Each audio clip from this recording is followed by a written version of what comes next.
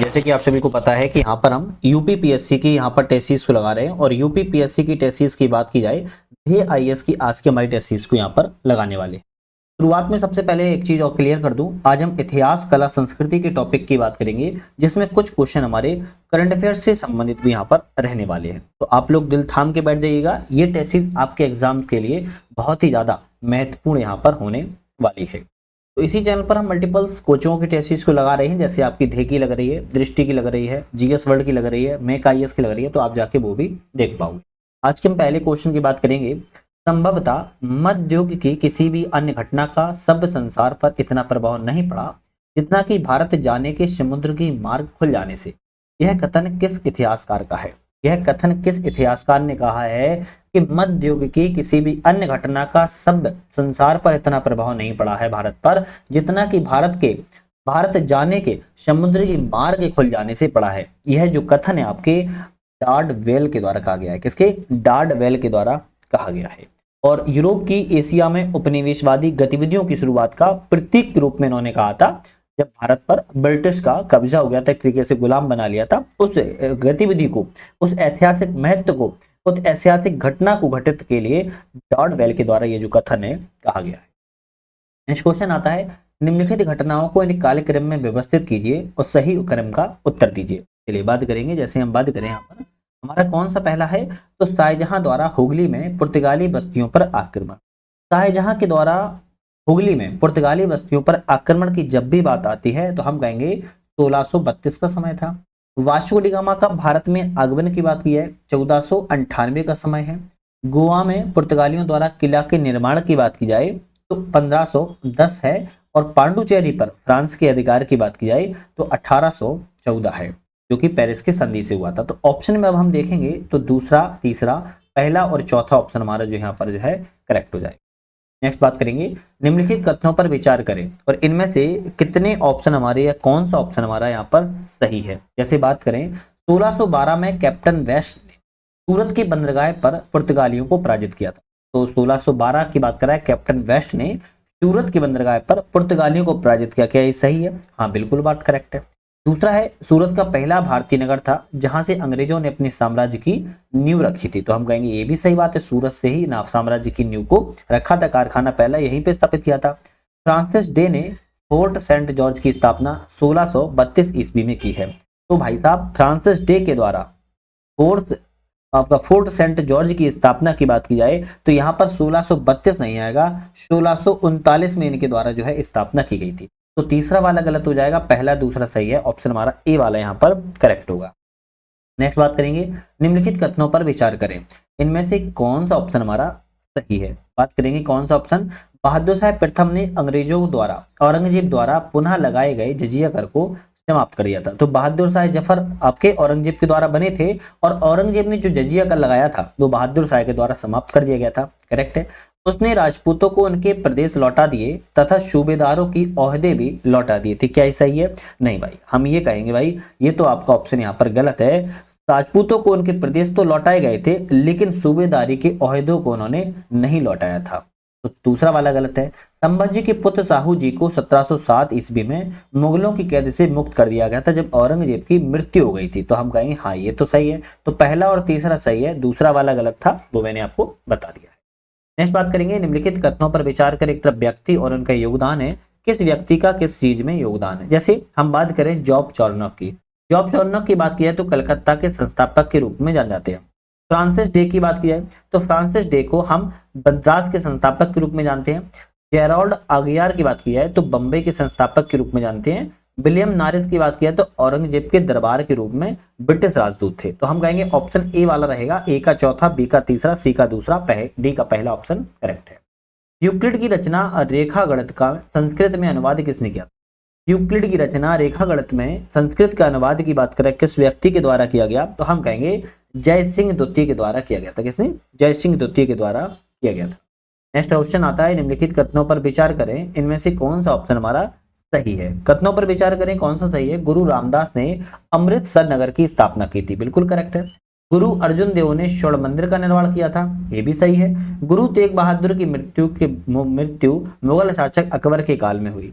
तो गुरु तेग बहादुर की मृत्यु की बात की जाए तो औरंगजेब के काल में हुई थी, ना कि आपके अकबर के काल में। किसमें? औरंगजेब के कार्यकाल में की गई थी यहाँ पर, ना कि आपके यहाँ पर अकबर के काल में। तो हम कहेंगे तीसरा वाला गलत है, केवल पहला और दूसरा ऑप्शन यहाँ पर सही है। रणजीत सिंह को राजा की उपाधि किसने प्रदान की थी? तो रणजीत सिंह को राजा की उपाधि की बात की जाए जमान शाह के द्वारा प्रदान की गई थी। किसने? जमान शाह ने। क्यों दी थी? क्योंकि रणजीत सिंह को राजा की उपाधि जमान जो शाह थे, वहां के अफगान के शासक थे, अफगान के शासक ने उपाधि दी थी। यह उपाधि उन्हें सैन्य कौशल और पंजाब पर नियंत्रण के सम्मान में दी गई थी। नेक्स्ट बात करेंगे, प्रसिद्ध पंजाबी प्रेम काव्य कौन सा है? हीर रांझा का किसकी रचना की है? प्रसिद्ध पंजाबी प्रेम काव्य है हीर रांझा की रचना किसके द्वारा की गई है? हीर रांझा की रचना की बात की है वारिस शाह के द्वारा की गई। किसके? वारिस शाह के द्वारा की गई है। इनकी घटनाक्रम की बात की है 1722 से लेके 1798 इनका टाइम पीरियड है, और यह पंजाबी के प्रसिद्ध सूफी कवि है। कैसे हैं? पंजाबी के प्रसिद्ध सूफी कवि के रूप में जाने जाते हैं, और इनके द्वारा हीर रांझा की जो है रचना की गई है, और पंजाब का एक अमर प्रेम काव्य के रूप में इनको जाना जाता है। निम्नलिखित घटनाओं पर विचार करें, कौन सा ऑप्शन यहाँ पर जो है सही है। बात करेंगे, मंगलौर की संधि 1784 में वॉरेन हेस्टिंग के समय में की गई थी। बिल्कुल करेक्ट है। टीपू सुल्तान की मृत्यु के बाद मैसूर ने सहायक संधि स्वीकार कर ली। भाई टीपू सुल्तान की मृत्यु के बाद मैसूर ने सहायक संधि स्वीकार कर ली, हम कहेंगे ये भी सही है, और 1799 का टाइम पीरियड है ना। मंगलौर की संधि यहाँ पर वॉरेन हेस्टिंग्स के समय में की गई थी। मद्रास की संधि लॉर्ड कॉर्नवालिस के समय में की गई। मद्रास की संधि लॉर्ड कॉर्नवालिस के समय में नहीं, बल्कि आपके वेरिल्टस के समय में की। किसके? वेरिल्टस के समय में की गई थी। तो ऑप्शन हमारा रहेगा पहला वाला, दूसरा वाला सही है, जबकि तीसरा वाला यहाँ पर ऑप्शन गलत है।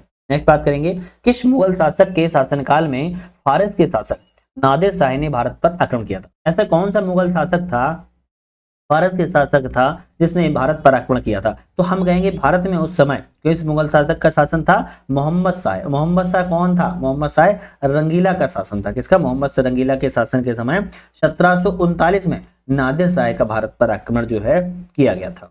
नेक्स्ट आता है, निम्नलिखित कथनों पर विचार करें, इनमें से कौन सा ऑप्शन हमारा सत्य है? जैसे 1819 में समाचार दर्पण अंग्रेजी भाषा में प्रकाशित पहला समाचार साप्ताहिक पत्र, तो ये सही है। भाई हम कहेंगे गलत है। 1819 में समाचार दर्पण तो था, लेकिन यह अंग्रेजी भाषा में नहीं था, बल्कि बांग्ला भाषा में था। कौन सा? बांग्ला भाषा में प्रकाशित हुआ था, और यह साप्ताहिक समाचार पत्र था।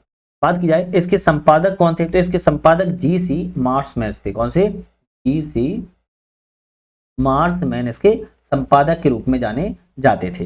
ठीक है। इस समाचार पत्र का प्रकाशन की बात किया है तो गवर्नर जनरल लॉर्ड हेस्टिंग्स के कार्यकाल के दौरान किया गया था। तो हम कहेंगे हाँ दूसरा सही है, और आपका पहला वाला ऑप्शन यहाँ पर गलत था। नेक्स्ट क्वेश्चन की तरफ बढ़ेंगे। निम्नलिखित में से किस समिति ने अकाल एवं भू राजस्व व्यवस्था का मूल्यांकन किया? तो ऐसी कौन सी समिति जिसने अकाल और भू राजस्व व्यवस्था का मूल्यांकन किया? हम कहेंगे 1778 में गठित की गई थी। 1778 में गठित की गई थी, तो अमीनी समिति थी। कौन सी? अमीनी समिति ने अकाल भू राजस्व व्यवस्था का मूल्यांकन किया था। निम्नलिखित कथनों पर विचार करें, कौन सा ऑप्शन यहाँ पर करेक्ट है? जैसे विचार करें, दादाभाई नेहरू ने भारत में प्रति व्यक्ति आय का 20 रुपए वार्षिक बताई है। बिल्कुल करेक्ट है। उन्होंने इस अनुमान को 1867-68 में प्रस्तुत किया था। तो हम कहेंगे भाई साहब ये भी आपका करेक्ट है। उन्होंने द डिस्कवरी ऑफ इंडिया नामक पुस्तक लिखी है। तो ये सही है क्या? नहीं भाई, उन्होंने द डिस्कवरी ऑफ इंडिया नामक पुस्तक नहीं लिखी है। हमारा ऑप्शन केवल पहला और दूसरा वाला ही सही रहेगा, तीसरा वाला गलत है। स्थान है और क्रांतिकारी है, कौन सा स्थान के क्रांतिकारी सम्मानित है? जैसे सुल्तानपुर की बात की जाए तो शहीद हसन सम्मानित है। गोरखपुर की बात की जाए तो गजाधर सिंह सम्मानित है। मथुरा की बात की जाए तो देवी सिंह सम्मानित है। रामगढ़ की बात की जाए तो रानी अवंतीबाई सम्मानित है। ऑप्शन हमारा जो है ए वाला यहाँ पर करेक्ट हो जाता है। नेक्स्ट क्वेश्चन बात करेंगे, शुभ समाचार पत्रिका का संपादन किसने किया? शुभ समाचार पत्रिका का संपादन केशव चंद्र सैन के द्वारा किया गया था। किसके द्वारा? केशव चंद्र सैन के द्वारा शुभ समाचार पत्रिका का संपादन जो है किया गया था। नेक्स्ट आता है, निम्नलिखित में से उनके स्थापना के सही कालक्रम बताइए। स्थापना के सही कालक्रम, जैसे हम बात करें रामकृष्ण मिशन की स्थापना कब की गई थी? 1897 में, है ना। प्रार्थना समाज की स्थापना 1867 में। थियोसॉफिकल सोसाइटी की स्थापना 1875 में, और सर्वेंट ऑफ इंडिया सोसाइटी की स्थापना 1905 में। ऑप्शन हमारा यहाँ पर आप याद करो ना करो, मैंने आपको सारे ऑप्शन बता दिए, वो ज्यादा आपके लिए इंपोर्टेंट है। निम्नलिखित कथनों पर विचार करें, इनमें से कौन सा ऑप्शन आपका जो है सही है। ऑप्शन में बात करें, पाइक वे सैनिक होते थे जो लगान मुक्त भूमि का उपयोग करते थे, बिल्कुल ठीक है।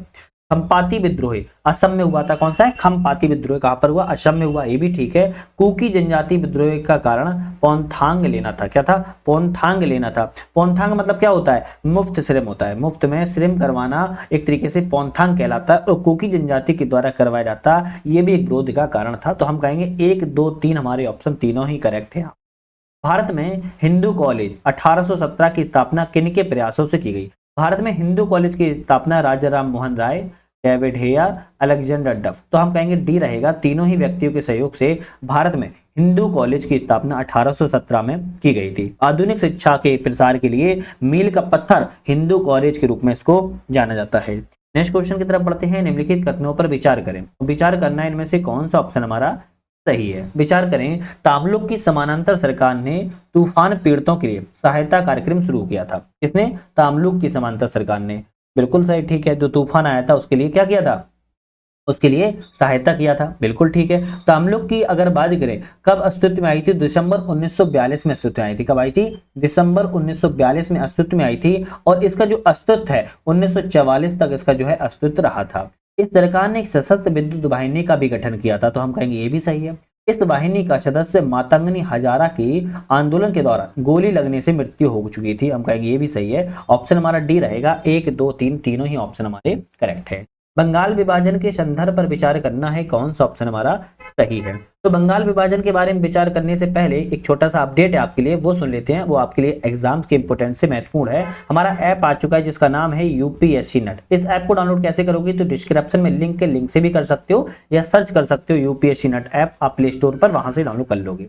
यूपी की आपको एग्जाम्स की टेस्ट सीरीज की टेंशन नहीं लेना है। हमने 300 प्लस टेस्ट सीरीज को हमारे ऐप पर ऑनलाइन माध्यम से रखा है। आप इसको ज्वाइन करके आप टेस्ट को लगा सकते हो। हिंदी इंग्लिश दोनों माध्यम में फुल टेस्ट है, चैप्टर वाइज है, सब्जेक्ट वाइज है, प्रीवियस ईयर है, मॉडल पेपर है, सारे यहाँ पर आपको मिल जाएंगे। साथ में आपकी तैयारी है और आपको क्विक रिवीजन विद अपडेट के साथ पढ़ना है। अपडेट मतलब कि आपने बहुत सारी चीजों का अपडेट नहीं कर पाते हो, यहाँ पर हमने सारी चीजों का अपडेट जो है आपके पीडीएफ फॉर्म में और वीडियो दोनों ही फॉर्म में रखा हुआ है। आप इसको भी ज्वाइन कर सकते हो। इससे आपको लास्ट टाइम में एग्जाम में बहुत ज्यादा हेल्पफुल रहेगी। अगर आप इसको एग्जाम से पहले 3 से 4 बार रिविजन कर लेते हो और आप एक बार डाउनलोड करके देखोगे तो आपको समझ में आएगा ये बहुत ही ज्यादा पावरफुल चीज है। तो यहाँ पर आप लोगों को सब्सक्राइब कर लेना है चैनल को यूपीएससी नेट, और यहाँ पर पीसीएस बाई तरह को साथ में ऐप को डाउनलोड भी कर लेना है। चलिए हम क्वेश्चन की तरफ बढ़ते हैं, थोड़ा जूम कर लेते हैं। क्वेश्चन हमारा है बंगाल विभाजन के संदर्भ में विचार करिए। अब हम विचार करेंगे कौन सा ऑप्शन यहाँ पर सही है। तो बात करें, गोपाल कृष्ण गोखले ने बंगाल विभाजन को हमारे घाव पर नमक की तरह बताया है, बिल्कुल बात ठीक है। ये तो सुरेंद्रनाथ बनर्जी ने कहा बंगाल विभाजन हमारे ऊपर एक ब्रिज की तरह गिरा है, हम कहेंगे ये भी सही है। महात्मा गांधी ने बंगाल विभाजन को भारत के वास्तविक जागरण की शुरुआत कहा है, ये भी सही बात है। लॉर्ड कर्जन ने कहा कि विभाजन ने बंगाली मुसलमानों को एकता का ऐसा अवसर प्रदान किया जो उन्हें मुस्लिम बादशाहों के समय में नसीब नहीं हुआ था, तो हम कहेंगे ये भी सही है। चारों ही ऑप्शन जो आपके कथन है बिल्कुल करेक्ट है, तो हमारा सी रहेगा। 1 2 3 ऑप्शन हमारे, 4 ऑप्शन हमारे करेक्ट है।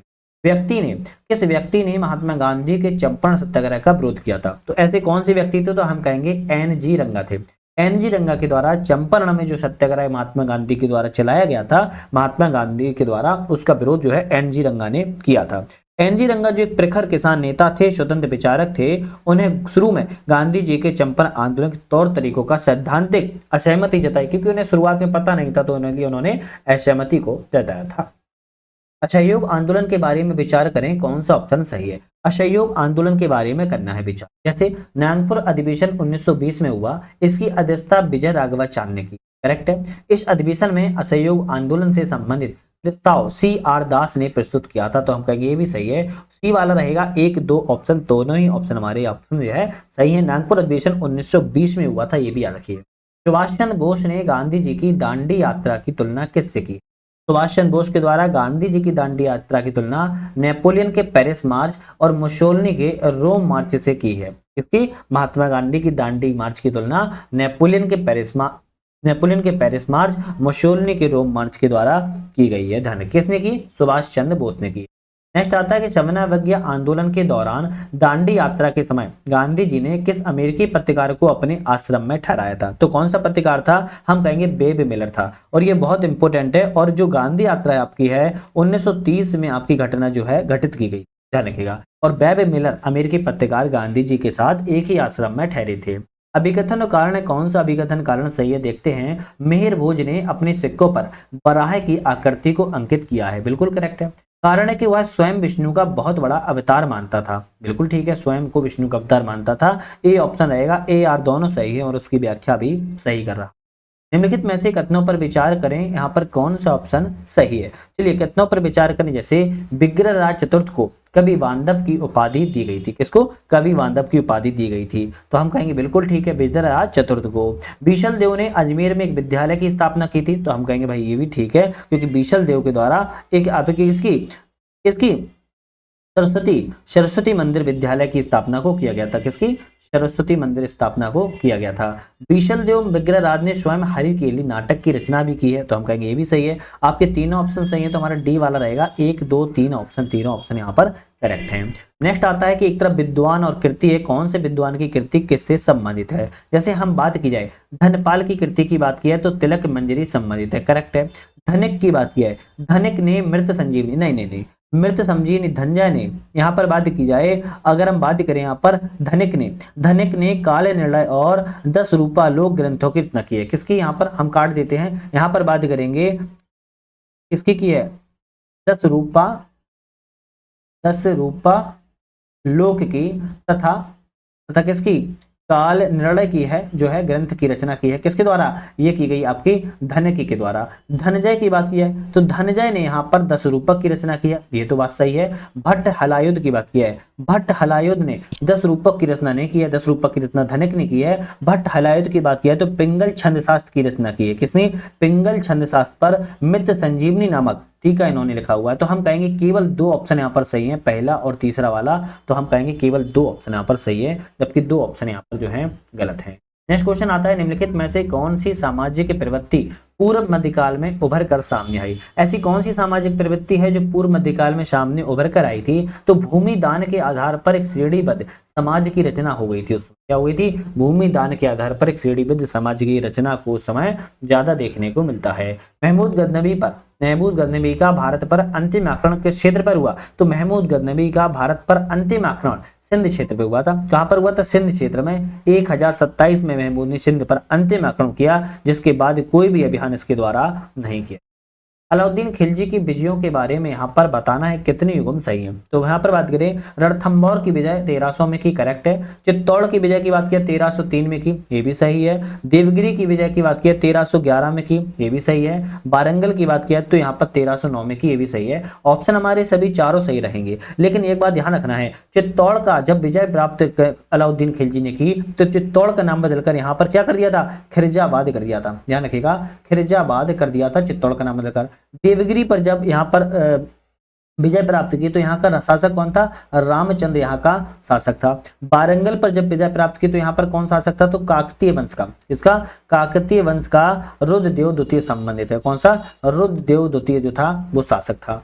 चलिए नेक्स्ट बात करेंगे फिरोज तुगलक के संबंध में। फिरोज तुगलक के संबंध में विचार करें कौन सा ऑप्शन यहाँ पर सही है। तो फिरोज तुगलक के बारे में उसने बात की जाए, उसने जागीरदारी प्रथा को प्रोत्साहित किया था, बिल्कुल ठीक है। उसने दीवान खैरात के माध्यम से सामाजिक कल्याण को बढ़ावा दिया, ये भी सही है। उसने सैनिकों और अधिकारियों को वेतन के स्थान पर भूमि दान की, हम कहेंगे ये भी सही है। वह पहला सुल्तान था जिसने सिंचाई हेतु नहरों का निर्माण करवाया। तो फिरोज शाह तुगलक के द्वारा पहली बार नहीं बल्कि गयासुद्दीन तुगलक ने, किसने?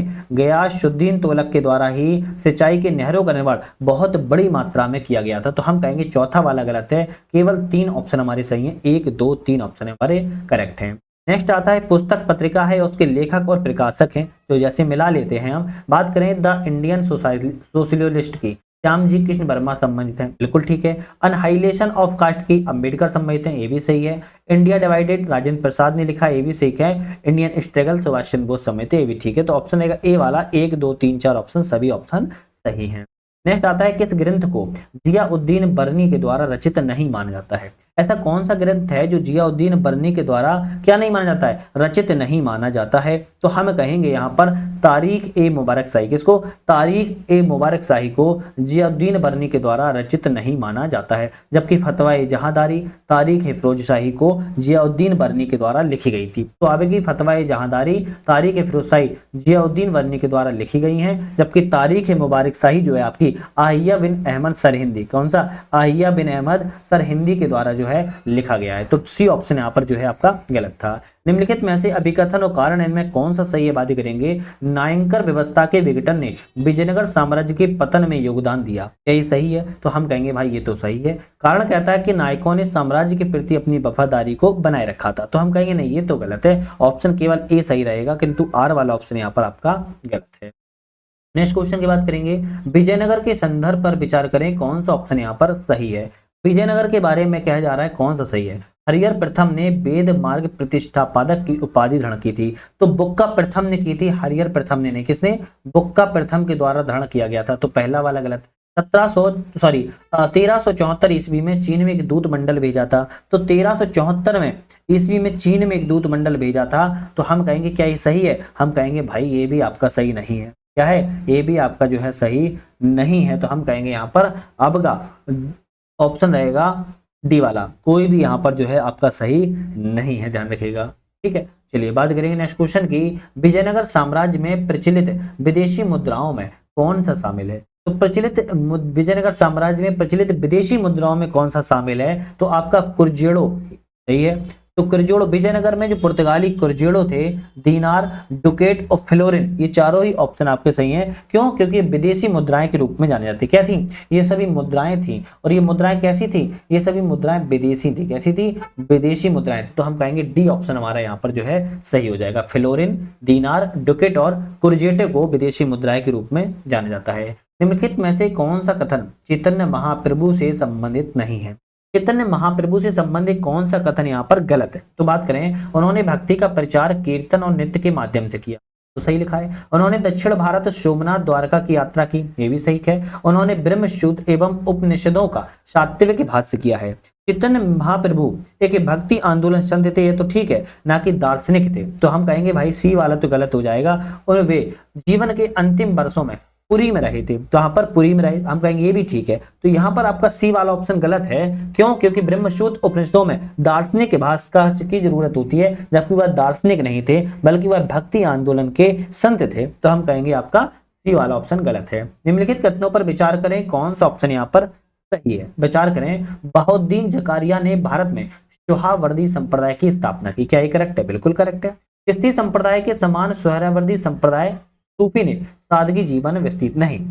चिश्ती संप्रदाय ने जितना आपका सादगी से जीवन व्यतीत किया है, उतना सोहरावर्दी संप्रदाय ने किया है। सोहरावर्दी संप्रदाय जो है शासन में लिप्त रहते थे, शासन में लिप्त रहते थे, ऐश्वर्य जीवन जीते थे, तो हमारा दूसरा वाला गलत है, केवल पहला वाला ऑप्शन जो है आपका यहाँ पर सही है। चिश्ती साधारण जीवन शैली को जीते थे, ये दुनिया जानती है, और इसीलिए वह फेमस भी। अकबर के राजत्व सिद्धांत की व्याख्या किस ग्रंथ ने की है? अकबर के राजत्व सिद्धांत की व्याख्या किसने और किस ग्रंथ में की है, बात कर रहा है। हम कहेंगे अबुल फजल ने की है, और आइन ए अकबरी में की है। किसने? अबुल फजल ने, और आइन ए अकबरी में अकबर के राजत्व सिद्धांत की जो है आपकी व्याख्या की गई है। नेक्स्ट आता है मुगल अधिकारी और कार्यक्षेत्र हैं, कौन सा मुगल अधिकारी किस कार्यक्षेत्र से संबंधित है? जैसे दीवान मुस्तौफी की बात करें तो लेखा परीक्षण का कार्य करता था। दीवान तन की बात करें तो मनसब वेतन का विवरण रखता था। दीवान बयूतात की बात किया है तो आंतरिक के वित्तीय प्रशासन देखता था। शद्र और शुदीर की बात किया तो धार्मिक न्याय प्रबंधन का कार्य देखता था। ऑप्शन हमारा यहाँ पर ए वाला जो है आपका करेक्ट यहाँ पर हो जाएगा। मनसबदारी व्यवस्था में जात एवं सवार पदों से कौन सा यहाँ पर सही है? तो मनसबदारी व्यवस्था में जात और पद सवार पदों में एक ऑप्शन सही है। कौन सा ऑप्शन सही है बात करें तो जात जो थे मनसबदार का प्रशासकीय रैंक एवं वेतन होते थे, तो हम कहेंगे केवल सी ऑप्शन सही है। जात की बात किया है, जात जो होते थे मनसबदार की व्यक्तिगत प्रतिष्ठा और प्रशासकीय रैंक और वेतन तय करता था, तो यहाँ पर जो है आपकी यहाँ पर ये वाला गलत है। सवार की बात किया, सवार घुड़सवारों की संख्या और वेतन से संबंधित था, तो हम कहेंगे ये भी आपका ऑप्शन गलत है। तो यहाँ पर जो है आपका केवल जात वाला सी वाला यहाँ पर सही था। निम्नलिखित कथनों पर विचार करें, कौन सा ऑप्शन यहाँ पर सही है? चलिए विचार कर लेते हैं। अबुल फजल ने आईन अकबरी में अकबरी में 33 मनसबों का उल्लेख किया है, तो अकबर अबुल फजल ने आईन अकबरी में 33 मनसबों का नहीं बल्कि 66 मनसबों का 66 मनसबों का उल्लेख किया है, तो हम कहेंगे पहला वाला गलत हो गया। दाग प्रथा की शुरुआत अकबर ने अपने शासन के 11वें वर्ष में की थी, क्या ये सही है? तो हम कहेंगे दाग प्रथा की शुरुआत अकबर ने शासन के 11वें वर्ष में नहीं बल्कि 18वें वर्ष में की थी। किसमें? 18 वर्ष में की थी, तो ये भी गलत है। तो न तो पहला सही है न ही दूसरा सही है, डी वाला ऑप्शन यहाँ पर करेक्ट होगा। चलिए नेक्स्ट तरफ से बढ़ते हैं। नेक्स्ट क्वेश्चन आता है, निम्नलिखित में से किस कथनों पर विचार करें, कौन सा ऑप्शन सही है? ऑप्शन कौन सा सही है बात करें, अबुल हसन को नादिर उल जमा चित्रकारों का अद्वितीय रत्न की उपाधि जहांगीर के द्वारा दी गई। बिल्कुल ठीक है, अबुल हसन को नादिर उल जमा की उपाधि जहांगीर ने दी, बिल्कुल करेक्ट है। बशावन अकबर के समय एक विशिष्ट चित्रकार था जिसने मजनूस के प्रसिद्ध चित्र को तैयार किया था, तो हम कहेंगे ये भी सही है। उस्ताद मंसूर ने साइबेरिया के सारस पक्षी और बंगाल के पुष्प सजीव का चित्रण किया है, हम कहेंगे तीनों ही सही है। ऑप्शन हमारा डी रहेगा, 1 2 3 तीनों ऑप्शन करेक्ट है। निम्नलिखित कथनों पर विचार करें, इनमें से कौन सा ऑप्शन सही है? कथनों पर विचार करें, सकीनत उल औलिया ग्रंथ में चिश्ती संतों की शिक्षाओं का वर्णन है। अगर हम बात करें सकीनत उल औलिया में, तो चिश्ती संतों की नहीं है बल्कि कादरी संतों की, किसकी? कादरी संतों पर आधारित है, ना कि चिश्ती संतों पर, तो पहला वाला गलत हो गया। हसरत उल ताकिरीन में विभिन्न संप्रदायों के संतों की शिक्षाएं हैं, हम कहेंगे हाँ ये सही है, तो केवल दूसरा वाला सही है, पहला वाला ऑप्शन यहाँ पर गलत था। निम्नलिखित में से कौन सा कथन फिरोज शाह तुगलक के संदर्भ में नहीं कहा गया है? एक गलत है, कौन सा गलत देखें, धर्मांत शासक और औरंगजेब का अग्रगामी आरसी मजूमदार ने कहा है, करेक्ट है। सल्तनत युग का अकबर हेनरी एलियट ने कहा है, ये भी सही है।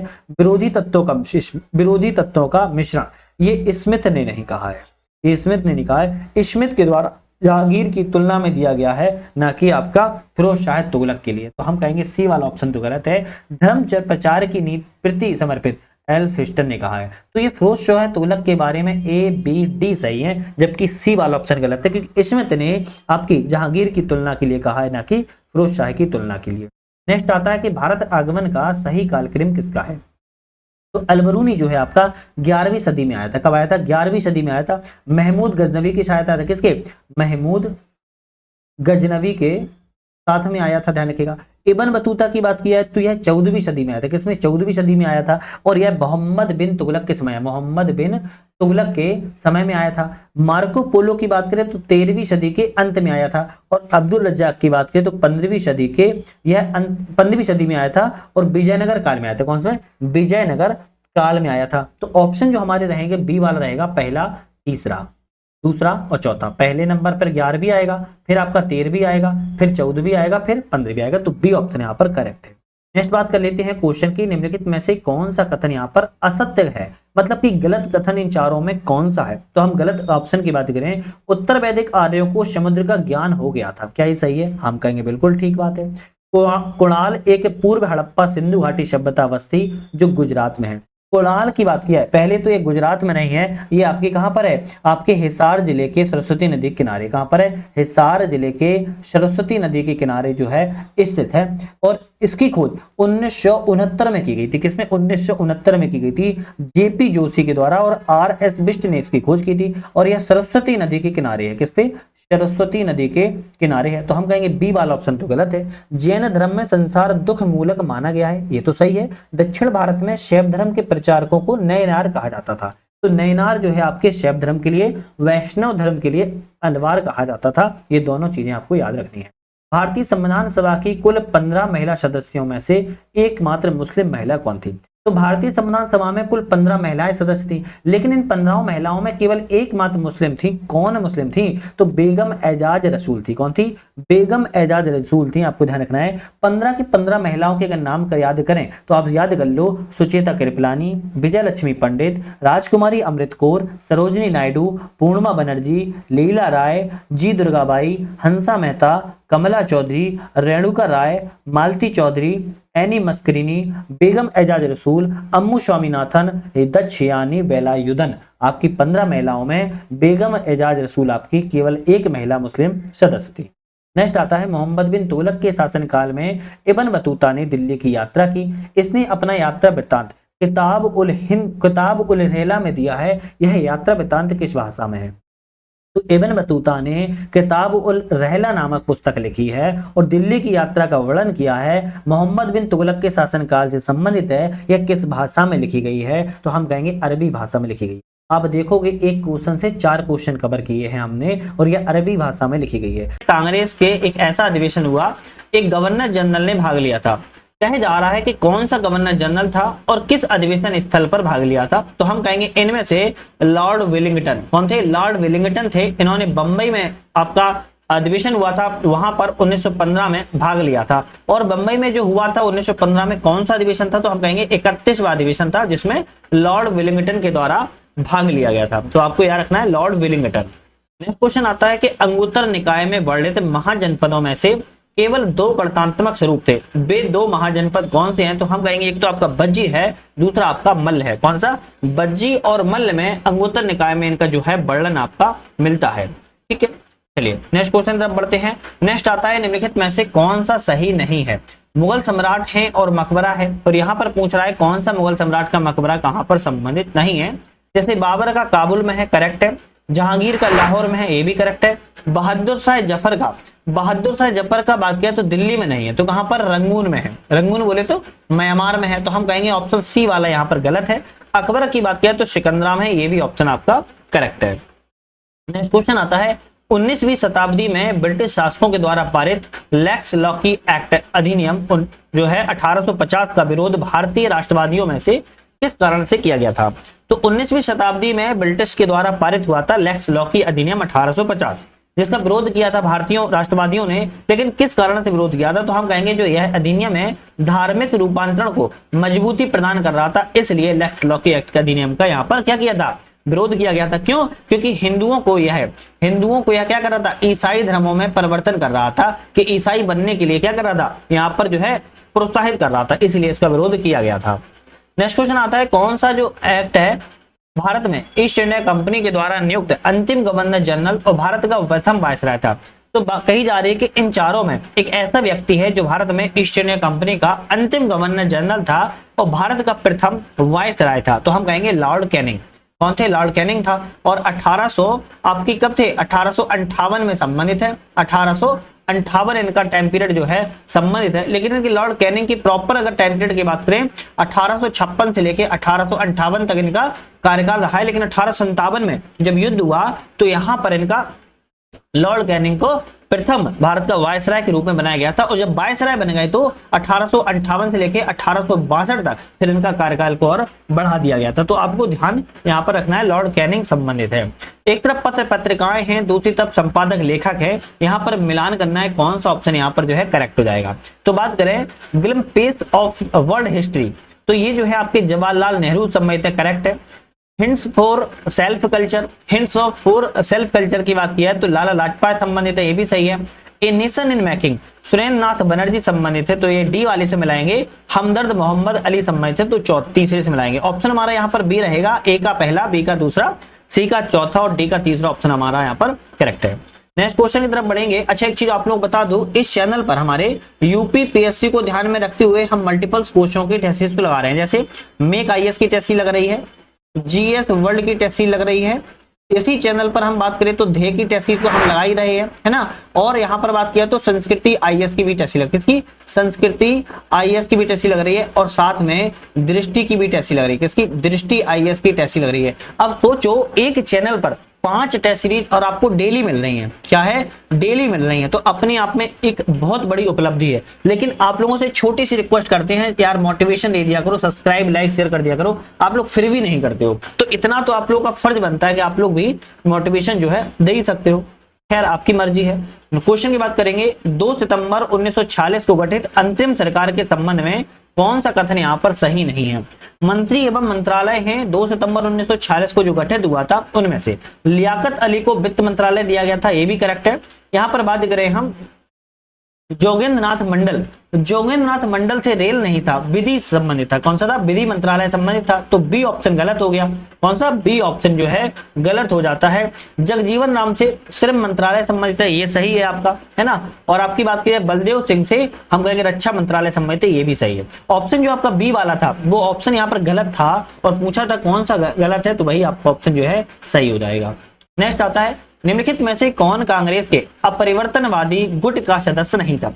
अपरिवर्तनवादी गुट का सदस्य कौन था? सी राजगोपालाचारी अपरिवर्तनवादी गुट से थे, राजेंद्र प्रसाद भी थे और सरदार वल्लभ भाई पटेल भी थे। मोतीलाल नेहरू की बात किया तो अपरिवर्तनवादी गुट से इनका संबंध जो है नहीं था, तो हम ऑप्शन कहेंगे आपका सी ऑप्शन यहाँ पर गलत है।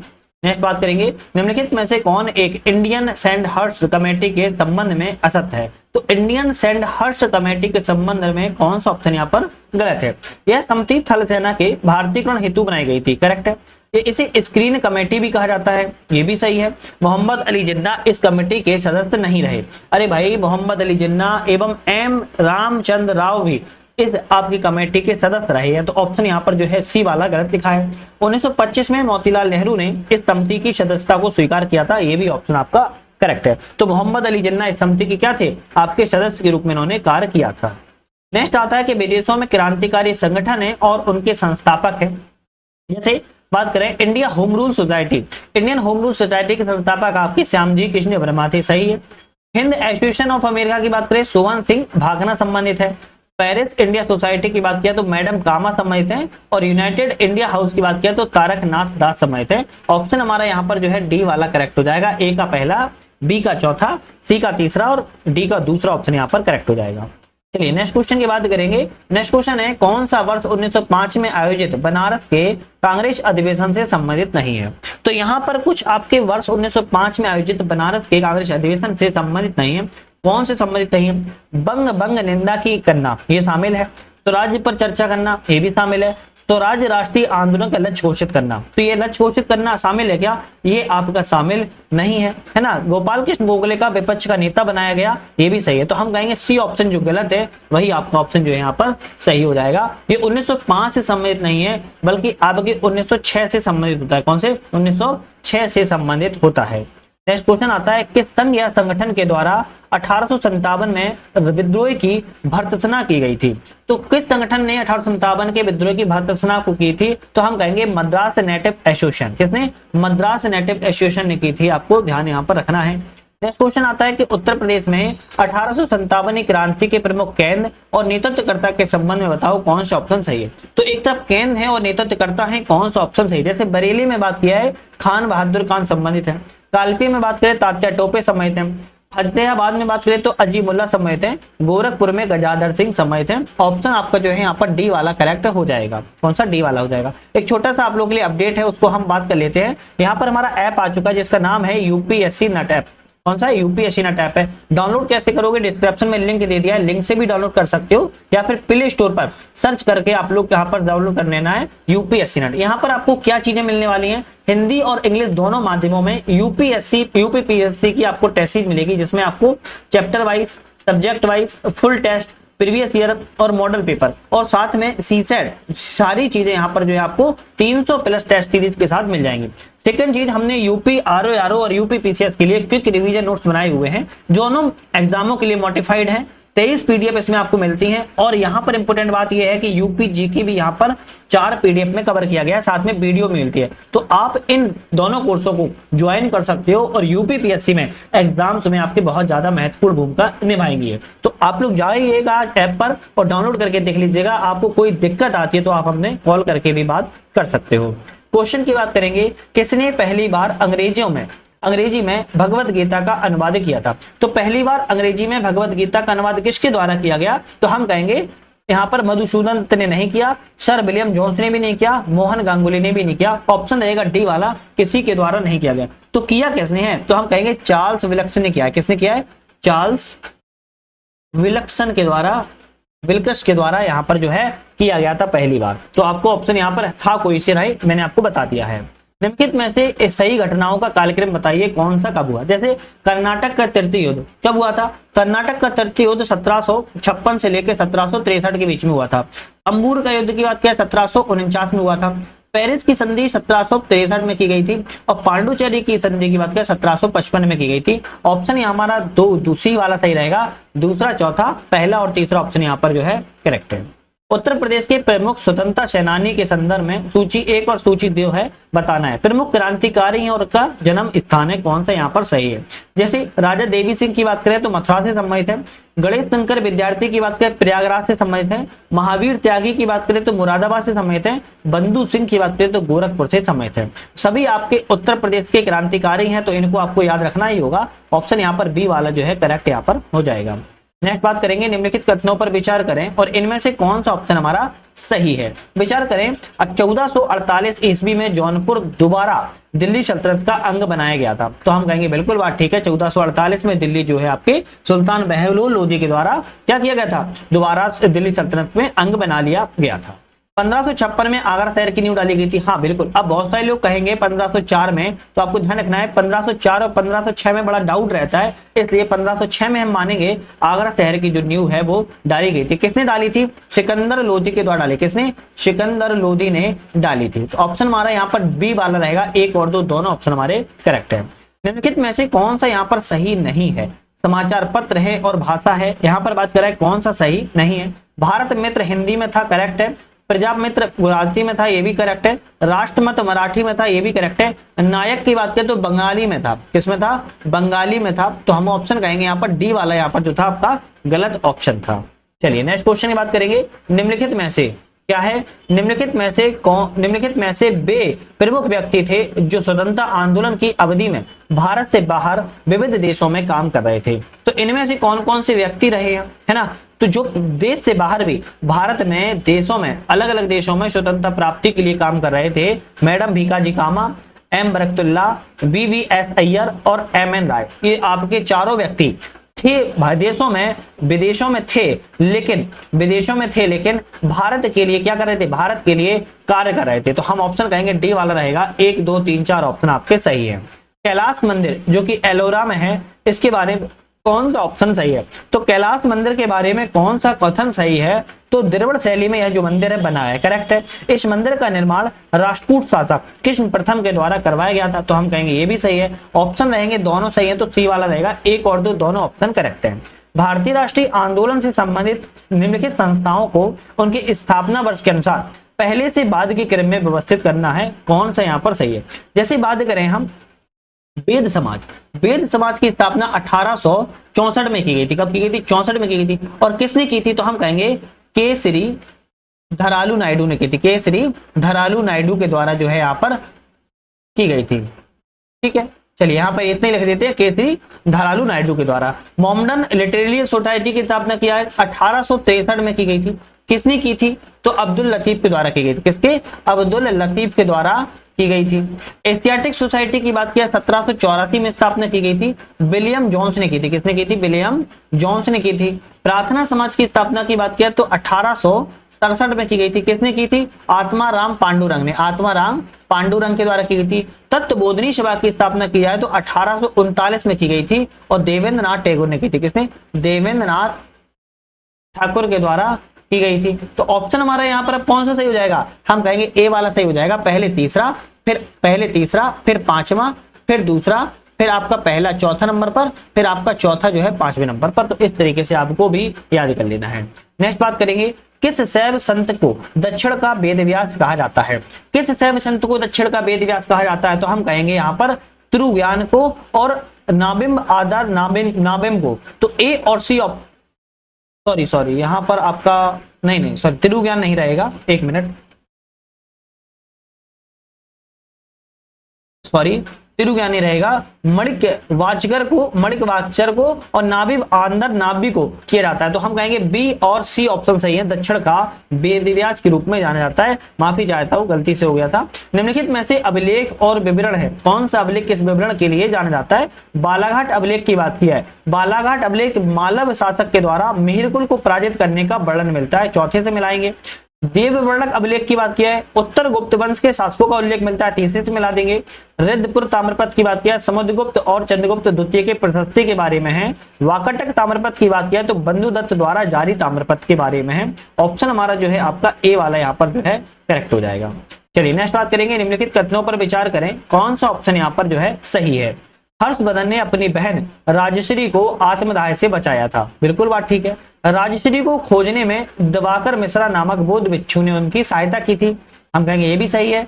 हर्षवर्धन ने शशांक को पराजित करने के लिए भास्कर बर्मन की सहायता ली थी। ये भी सही है। तो आपके तीनों ऑप्शन करेक्ट है, तो हमारा डी वाला सही हो जाएगा। 1, 2, 3 ऑप्शन हमारे जो है सही है। नीचे दिए गए अभिकथनों कारण इनमें से कौन सा अभिकथन करना सही है? महात्मा बुद्ध के शिष्य सारीपुत्र और महामोदगलायन पहले संजय बेटली पुत्र के शिष्य थे। बिल्कुल बात ठीक है। कारण कहता है कि संजय बेटली पुत्र ने पंच महावृत्त का सिद्धांत दिया था। तो हम कहेंगे ये तो गलत है आपका। तो हम कहेंगे यहाँ पर जो है केवल ए वाला सही रहेगा, किंतु आर वाला ऑप्शन जो है आपका यहाँ पर गलत रहेगा। ठीक है। और पंच महावृत्त सिद्धांत का बात की जाए तो यहाँ पर संजय बेटली पुत्र नहीं दिया था। किसने दिया था? 24वीं तीर्थंकर। कौन थी तीर्थंकर? जैन धर्म के महावीर स्वामी के द्वारा। किसने? महावीर स्वामी के द्वारा पंच महावृत्त का सिद्धांत को दिया गया था। नेक्स्ट क्वेश्चन की बात कर लेते हैं। ग्रंथ एवं लेखक है, कौन सा ग्रंथ किस लेखक से संबंधित है? बात करें यहाँ पर कुवलय माला। कुवलय माला जो है आपकी उद्बोधन सूरी से संबंधित है ना। उत्तर पुराण की बात किया तो गुणभद्र संबंधित है, और समरादित्य कथा की बात किया हरिभद्र शूरी संबंधित है। ऑप्शन आपका ए वाला यहाँ पर जो है करेक्ट हो जाएगा।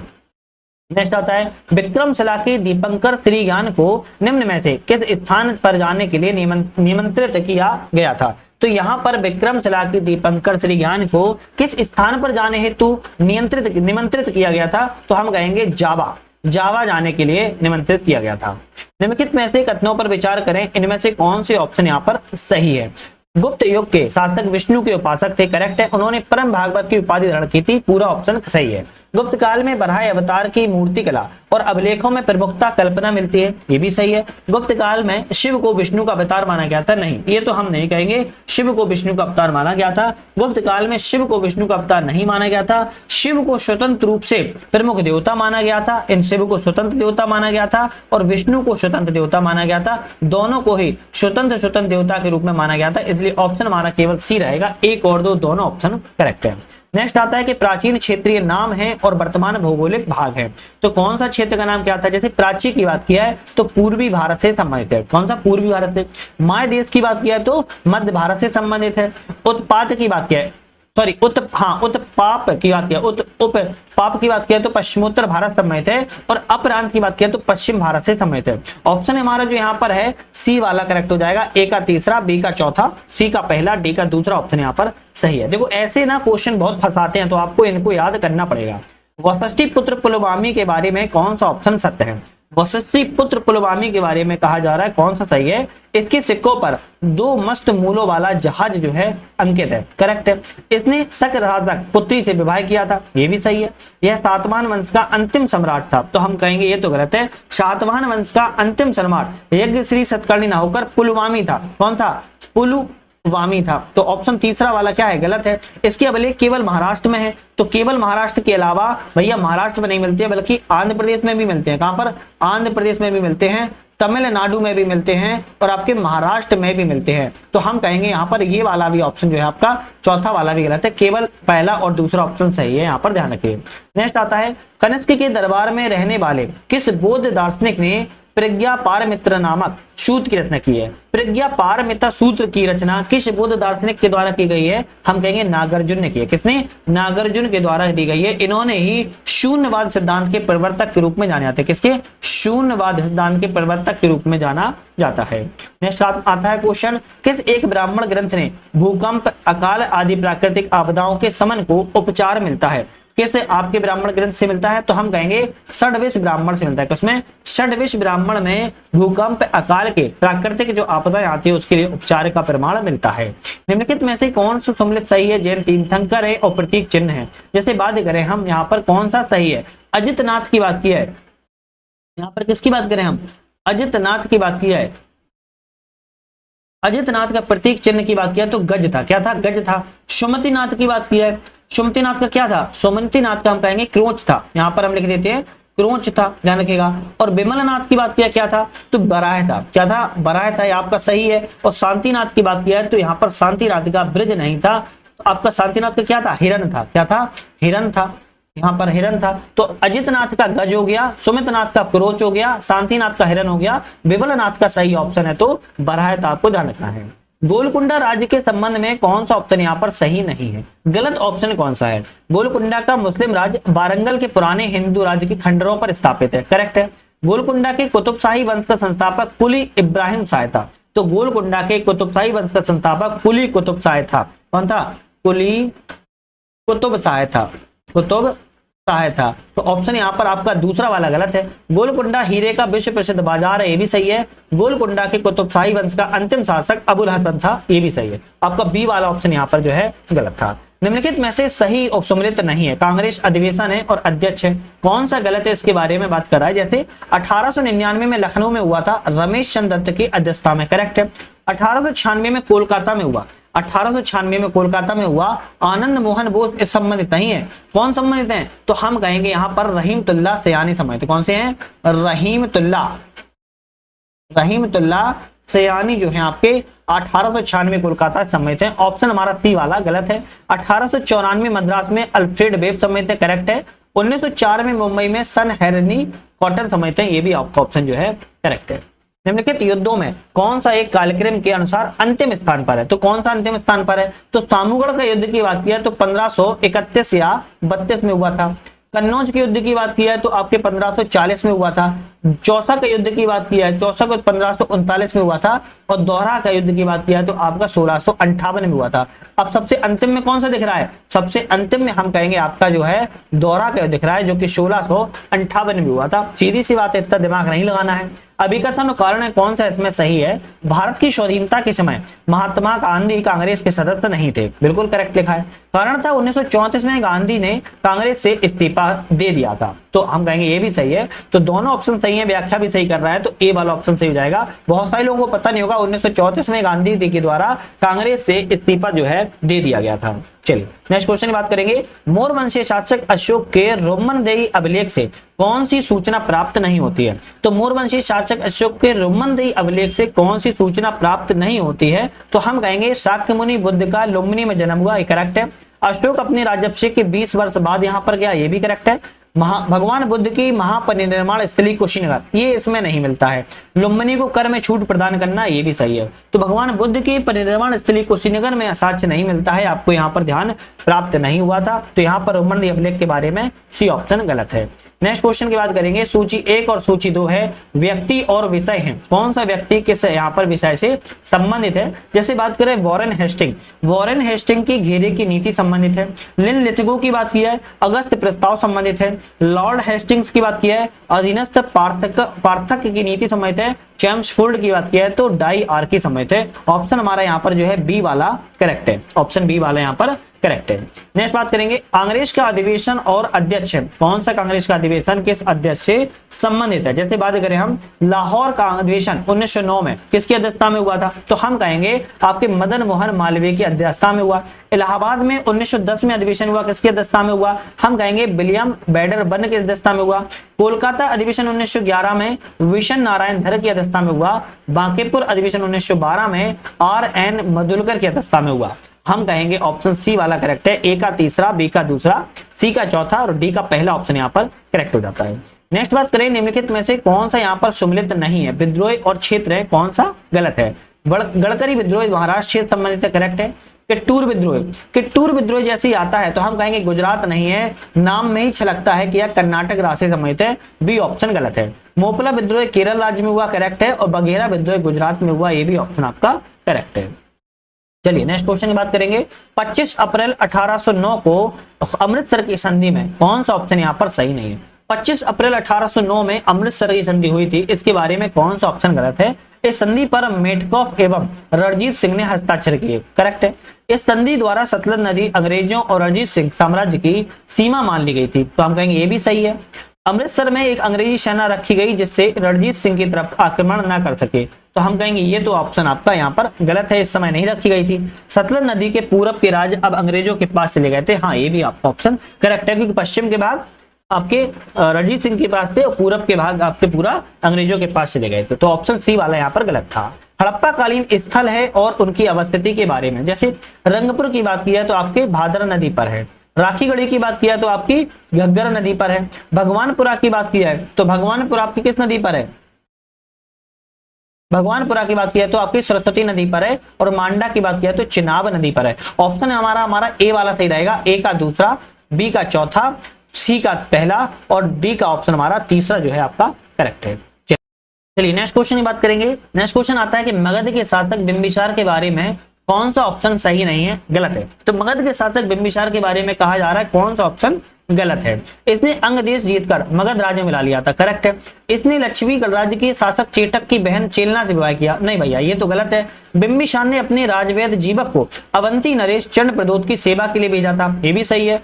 ये बौद्ध एवं जैन दोनों मतों का पोषक है, हम कहेंगे ये भी सही है। तो ए, बी और डी हमारे ऑप्शन सही थे, ए, सी और डी ऑप्शन सही है, जबकि बी ऑप्शन हमारा जो यहाँ पर है गलत है, ध्यान रखिएगा। नेक्स्ट आता है किसने फर्रुखशियर के फरमान 1717 को ब्रिटिश ईस्ट इंडिया कंपनी के महाअधिकार या फिर मैग्ना कार्टा पत्र के रूप में स्वीकार किया था। तो हम कहेंगे यहाँ पर ओमर्स ने, किसने, ओमर्स के द्वारा जो है प्राप्त किया गया था।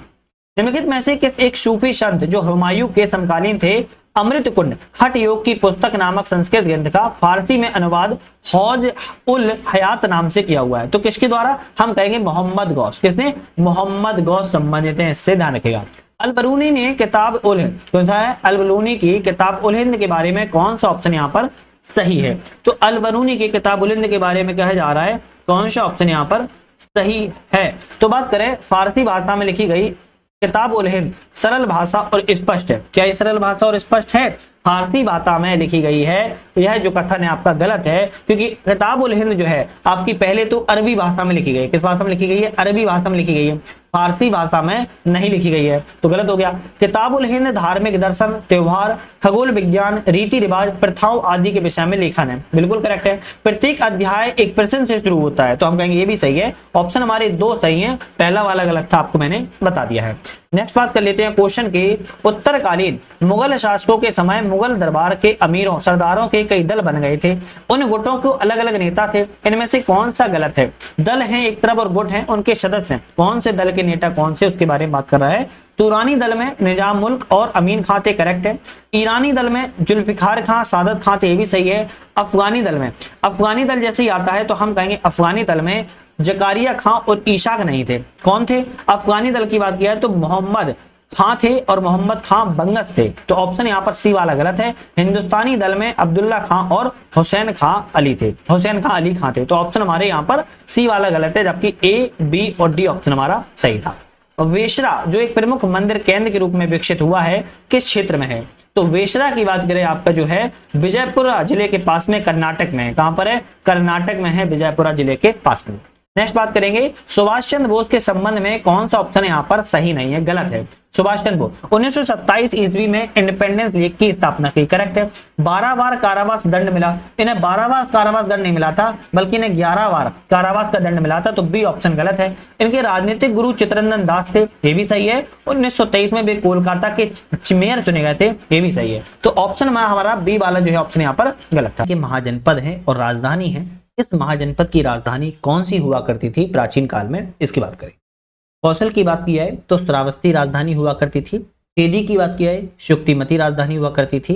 कुरु की बात की जाए तो इंद्रप्रस्थ राजधानी हुआ करती थी और पांचाल की कांपिल्य राजधानी हुआ करती थी। ऑप्शन हमारा यहाँ पर बी वाला रहेगा, ए का दूसरा, बी का पहला, सी का तीसरा और डी का चौथा ऑप्शन हमारा करेक्ट है। निम्नलिखित में से इस तमिल संगमकालीन ग्रंथ में चेर शासक कुट्टुवन कौन है, कट्टुवन की हिमालय तक की विजय यात्रा का जो है वर्णन मिलता है। तो तमिल ऐसा कौन सा संगमकालीन ग्रंथ है जिसमें चेर शासक कुट्टुवन की हिमालय तक की विजय यात्रा का क्या मिलता है, वर्णन किया गया है। तो हम कहेंगे यहाँ पर पद्निकक्कल कट्टुकक्कू है। यहाँ पे थोड़ा सा नाम अटपटा है तो हो सकता है जी थोड़ा सा आप देख लेना, बी ऑप्शन यहाँ पर करेक्ट है। भारत को इंदु चंद्रमा के नाम से किसने संबोधित किया। तो भारत को इंदु चंद्रमा के नाम से संबोधित जो है चीनी यात्री हवेन शांग के द्वारा किया गया। कौन यात्री था, चीनी यात्री था और हवेन शांग था, इनके द्वारा इंदु जो कहा गया है जिसका अर्थ चंद्रमा होता है, ध्यान रखिएगा। तो कौन था, चीनी यात्री था। निम्नलिखित में से कथनों पर विचार करें कौन सा ऑप्शन यहाँ पर करेक्ट है। तो कथनों पर विचार करें, ऑप्शन कौन सा सही है। महाभारत में राम कथा को रामोपाख्यान के नाम से जाना जाता है, किसमें, महाभारत में राम कथा को रामोपाख्यान के नाम से जाना जाता है, हम कहेंगे बिल्कुल करेक्ट है। गीता महाभारत के अनुशासन पर्व में सम्मिलित है। तो गीता जो है आपके अनुशासन पर्व में शामिल नहीं है, बल्कि भीष्म पर्व में सम्मिलित है। किसमें? भीष्म पर्व में सम्मिलित है, तो हम कहेंगे दूसरा वाला गलत है। महाभारत में वर्णित यवन, शक, हूण, किरात आदि विदेशी जातियों का जो है उल्लेख मिलता है, तो हम कहेंगे हाँ ये भी बात ठीक है। तो पहला और तीसरा सही है, तो हमारा ऑप्शन बी वाला रहेगा सही, बाकी दूसरा वाला ऑप्शन हमने यहाँ पर बता दिया है। निम्नलिखित में से कथनों पर विचार करें, कौन सा ऑप्शन हमारा सही है। तो कथनों पर विचार करें कौन सा ऑप्शन सही है। मिताक्षरा के अनुसार पुत्र को पिता की संपत्ति में जन्म से ही अधिकार प्राप्त होता है। तो कौन कहता है? मिताक्षरा का कहता है कि मिताक्षरा के अनुसार जो पुत्र है उसको पिता की संपत्ति में जन्म से ही अधिकार मिल जाता है। दाय भाग के अनुसार पुत्र को पिता की संपत्ति में पिता की मृत्यु के पश्चात ही अधिकार मिलता है। तो दोनों बातें अलग अलग की जा रही है। मिताक्षरा कह रहा है जैसे ही जन्म हुआ पुत्र का, पिता की संपत्ति में अधिकार मिल गया। दाय भाग कह रहा है कि जब पिता की मृत्यु हो जाएगी तब उसके बाद पुत्र को आपका संपत्ति पर अधिकार मिलेगा। तो ऑप्शन यहाँ पर जो है 1 और 2 दोनों ऑप्शन ही हमारे यहाँ पर करेक्ट है। निम्नलिखित में से कथनों पर विचार करें, कौन सा ऑप्शन यहाँ पर सही है।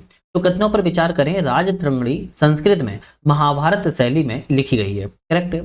कल्याण ने इसे राजा जयसिंह के शासनकाल में पूर्ण किया था, तो हम कहेंगे ये भी सही है। तो ऑप्शन हमारे दोनों ही सही हैं, तो ऑप्शन हमारा डी वाला सही रहेगा। 1 और 2 दोनों ऑप्शन सही हैं। संस्कृत भाषा में महाभारत की शैली में राजतरंगिणी को जो है लिखा गया है कल्याण के द्वारा लिखी गई है। अगर कल्याण के टेम्पलेट की बात करें 1148 ईस्वी में इसे प्रारंभ किया गया था और 1150 ईस्वी में राजा जयसिंह के शासनकाल में इसका जो है समय पूर्ण हुआ था।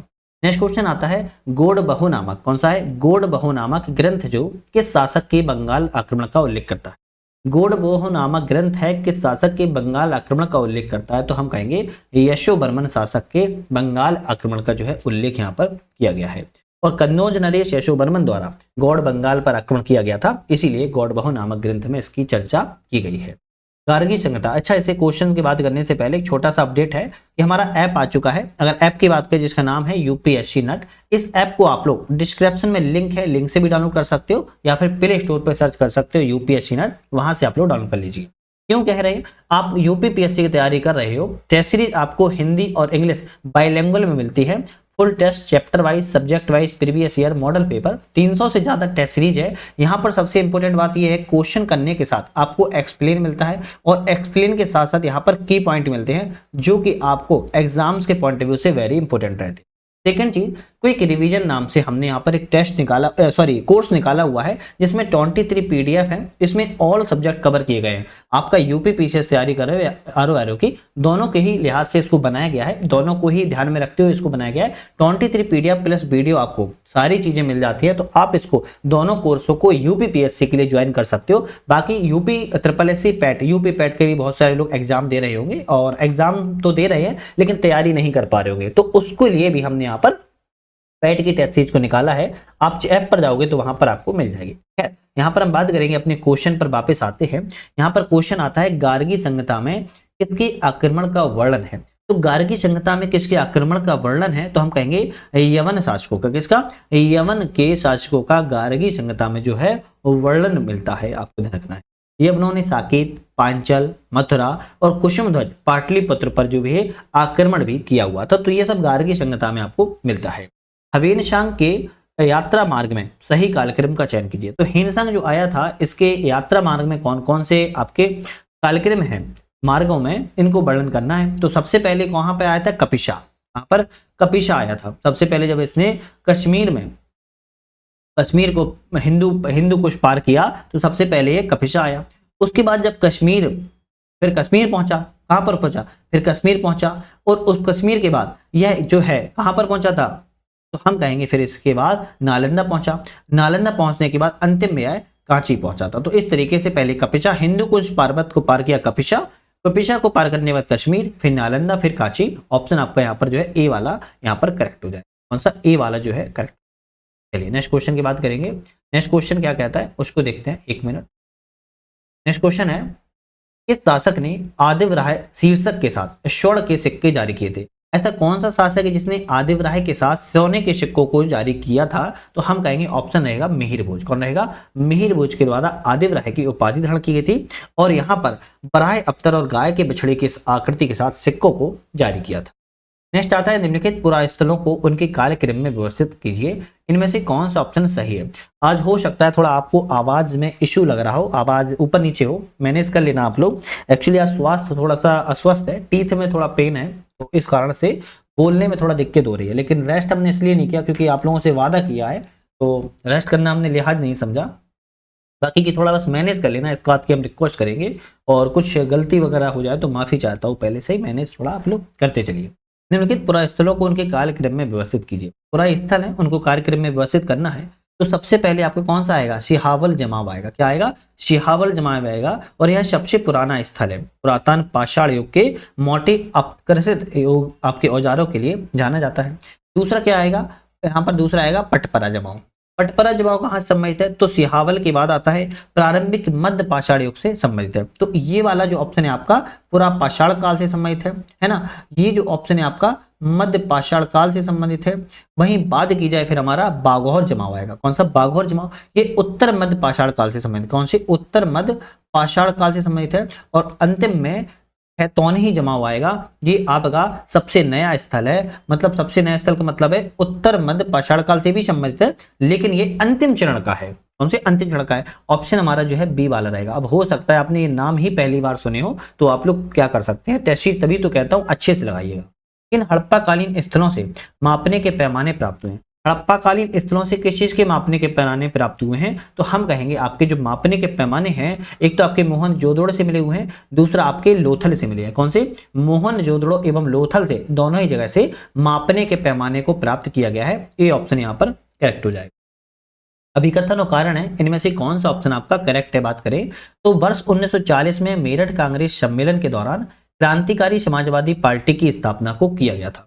तो वर्ष 1940 में रामगढ़ में हुआ था, ना कि मेरठ में हुआ था। कहां पर हुआ था, रामगढ़ में हुआ था। तो ऑप्शन हमारा क्या हो गया, पहला वाला गलत हो गया। इसका उद्देश्य अंग्रेजों को देश से बाहर निकालना, भारत में समाजवाद को स्थापित करना था। तो हम कहेंगे हाँ बिल्कुल करेक्ट है। तो आर तो ऑप्शन गलत है, किंतु आर सही है, तो हमारा ऑप्शन यहाँ पर डी वाला करेक्ट हो जाएगा। नेक्स्ट क्वेश्चन की तरफ बढ़ेंगे।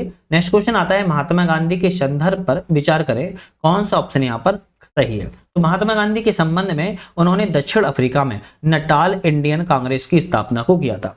तो क्या था, नटाल इंडियन कांग्रेस की स्थापना को दक्षिण अफ्रीका में किया था। लेकिन अब कब पूछा जाए कब किया था, तो हम कहेंगे 1894 में किया था, 1894 में किया था, ध्यान रखिएगा। तो ऑप्शन पहला वाला सही। उन्होंने भारत में इंडियन ओपिनियन नामक अखबार की स्थापना की। तो एक बात ये याद रखना है, इन्होंने भारत में नहीं की थी, ये भी इन्होंने साउथ अफ्रीका में, कहां पर, साउथ अफ्रीका में ही इन्होंने इंडियन ओपिनियन नामक न्यूज़पेपर को स्थापित किया था। तो ऑप्शन दूसरा वाला गलत है, जो कि मैंने सही बता दिया है। यहाँ पर ऑप्शन केवल पहला वाला ही सही रहेगा। यहाँ पर समाचार पत्र और प्रकाशक हैं, कौन सा समाचार पत्र किस प्रकाशक से संबंधित है। जैसे द ट्रिब्यून की बात की जाए, द ट्रिब्यून की बात की जाए सरदार दयाल सिंह से संबंधित है। समाचार दर्पण की बात करें जेसी मार्समैन से संबंधित है। नवजीवन की बात करें महात्मा गांधी से संबंधित है। और ज्ञान प्रदायनी की बात करें नवीन चंद्र राय से संबंधित है। ऑप्शन हमारा यहाँ पर जो है बी वाला करेक्ट हो जाएगा। चलिए नेक्स्ट बात करेंगे, अभिकथन और कारण है, इनमें से कौन सा अभिकथन कारण सही है।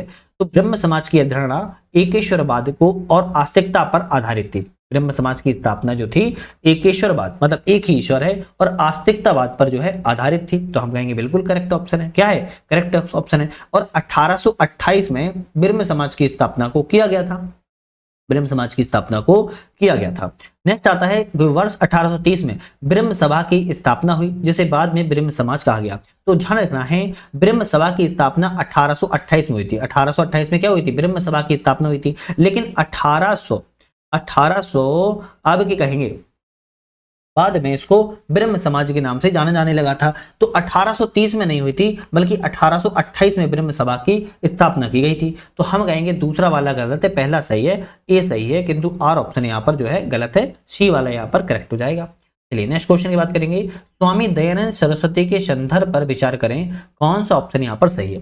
स्वामी दयानंद सरस्वती के बारे में ऑप्शन कौन सा सही है, वेदों की और लौटों का इन्होंने क्या दिया था, नारा दिया था, बिल्कुल करेक्ट है।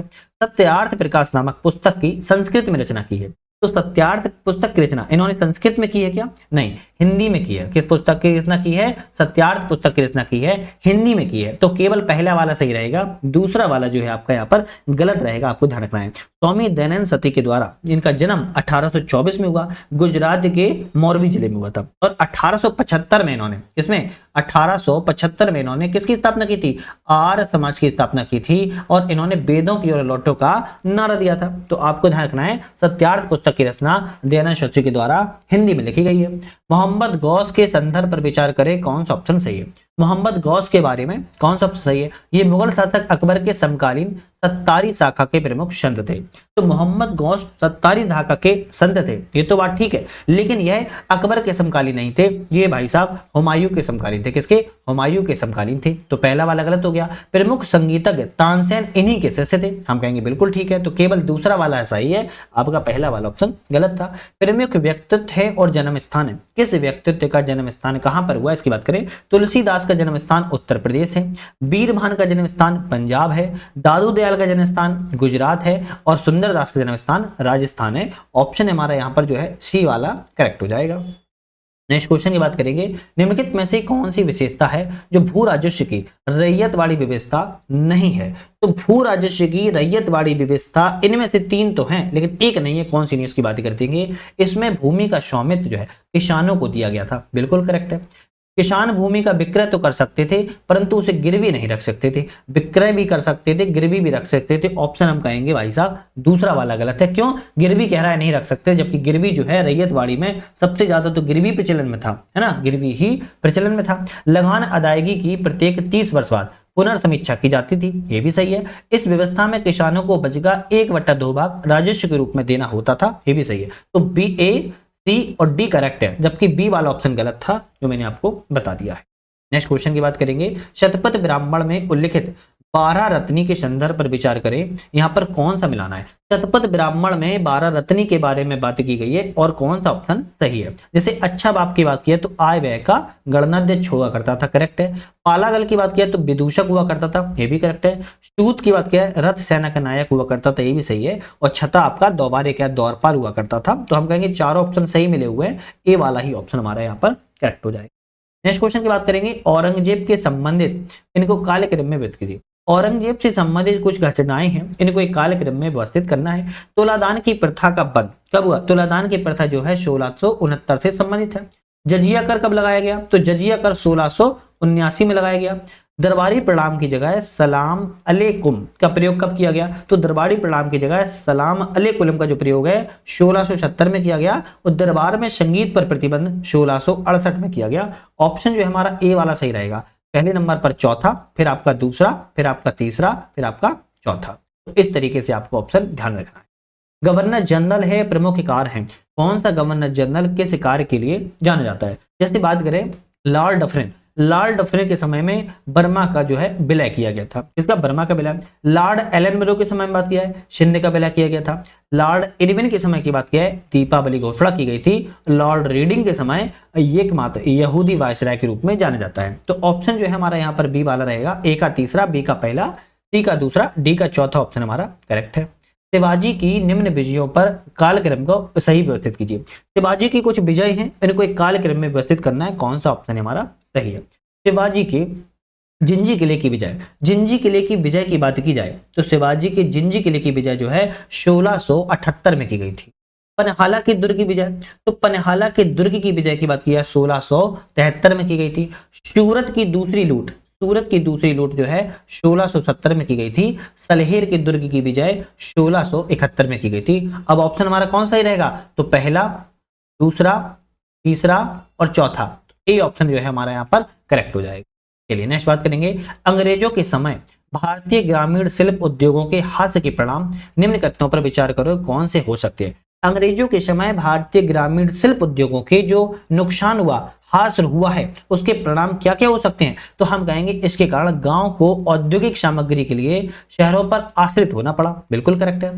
इसके परिणाम स्वरूप कृषि पर आश्रित लोगों की जनसंख्या जो है बढ़ती चली गई। ये भी सही है, तो ऑप्शन 1 और 2 दोनों ऑप्शन यहाँ पर करेक्ट रहेंगे। देखो भाई, आप लोगों के लिए इतनी मेहनत से वीडियो लाता हूं, इतनी मेहनत से पीडीएफ लाता हूं, और आप लोगों को टेलीग्राम पर पीडीएफ प्राइवेट भी करा देते हैं, साथ में हमारे चैनल पर आप लोग को वहां पर भी पीडीएफ टेस्ट मिल जाते हैं। तो आप लोग प्लीज, आप लोग रिक्वेस्ट है छोटी सी, चैनल को लाइक शेयर सब्सक्राइब करके बेल आइकन प्रेस कर लीजिएगा। अच्छा लगता है, मोटिवेशन मिलता है। एक हाइप का नया ऑप्शन आ गया है, उसको भी दे दिया करो, थोड़ा अच्छा लगेगा, मोटिवेशन। और हमारे ऐप को भी आप लोग डाउनलोड करना नहीं भूलना है। डिस्क्रिप्शन में हमने लिंक दे दिया यूपीएससी नट्टा से। निम्नलिखित में से कौन सा डिफ कनेक्ट 4.0 के संबंध में सत्य है? डिफ कनेक्ट 4.0 के बारे में कह रहा है, कौन सा ऑप्शन सही है? तो क्या ही है, यह अक्टूबर 2024 में केंद्रीय रक्षा मंत्री राजनाथ सिंह के द्वारा इस कार्यक्रम का जो है उद्घाटन किया गया था। और यह जो है अग्रणी एआई नहीं, ये नहीं है, आपकी रक्षा प्रौद्योगिकी कार्यक्रम के लिए सम्मेलन किया गया। तो केवल दूसरा वाला सही है, पहला वाला ऑप्शन यहाँ पर गलत है। रक्षा प्रौद्योगिकी कार्यक्रम प्रदर्शनी के लिए किया गया है। केंद्र सरकार ने असंगठित क्षेत्र के श्रमिकों के लिए न्यूनतम मजदूरी की दरों में संशोधन किया।